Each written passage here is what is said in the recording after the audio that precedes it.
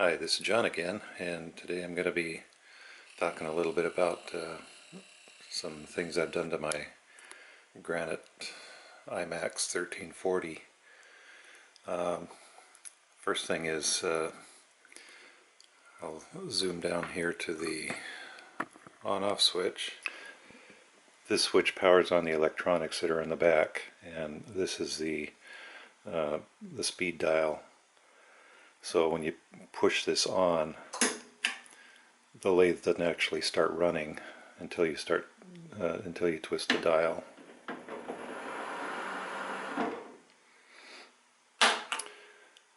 So Smithy did not put an on indicator light on their machine. So I have added this to show when the power is applied. Without this light, you can have the machine on and not know you have it on, and then walk away and the thing can sit for however long with the electronics being powered on. Now, I don't know if that's a bad thing, but I just thought that having an indicator light would sure make things a lot easier. So I was able to just take these two screws out, and this plastic bezel slides out of the machine.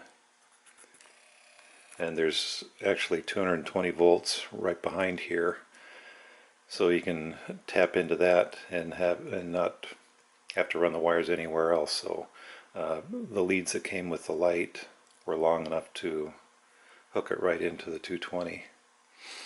And I think anybody that has one of these machines should definitely look into putting one of these on, so you know that power is applied or not applied. Seems like the manufacturer should have done that, but that's beside the point. Next thing I'd like to talk about is the threading dial.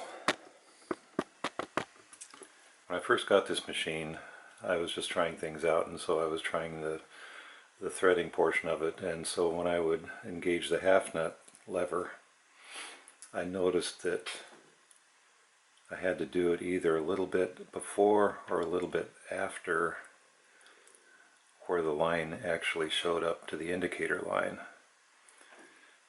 And so to remedy that, I put some shims between the threading dial block here and its mounting surface here on the carriage. And so that just shifted it out enough that it would now line up fairly well with the indicator line.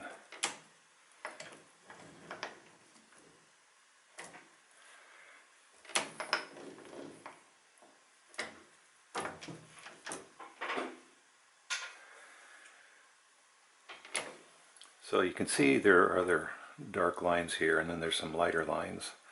The lighter short lines are what initially came on the dial, and then you can see that it's dividing each quadrant into thirds.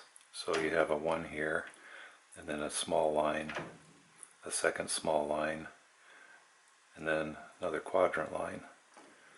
I've added this one to divide the quadrants in half. I just used a Sharpie, and I darkened the lines at the numbers also with a Sharpie, so they would show up better. And then the last thing that I want to talk about is right up here on the mill. We have this little DRO type gizmo. This is something Smithy sells for these, so it comes with this big bracket that attaches to the quill.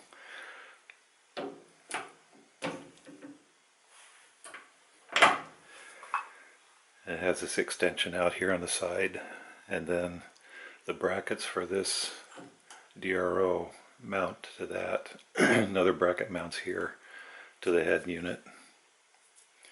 And the one thing that I had to do is there's an oblong hole on the back side of this bracket that I had to lengthen so it would line up.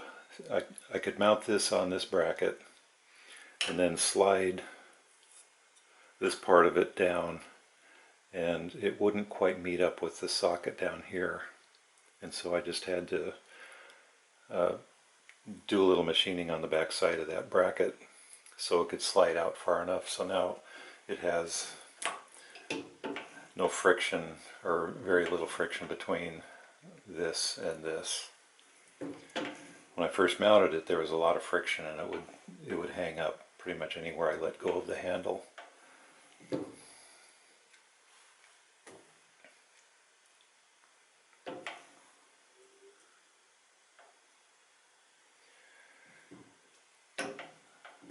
So all in all, that seems to work out pretty well.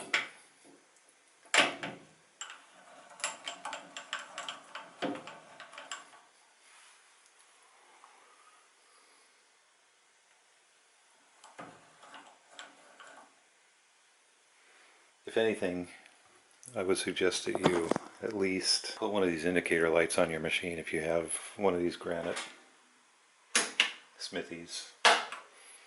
That way you'll know when you've turned the thing on and need to turn it off. So that's all there I have for now. Thank you for watching.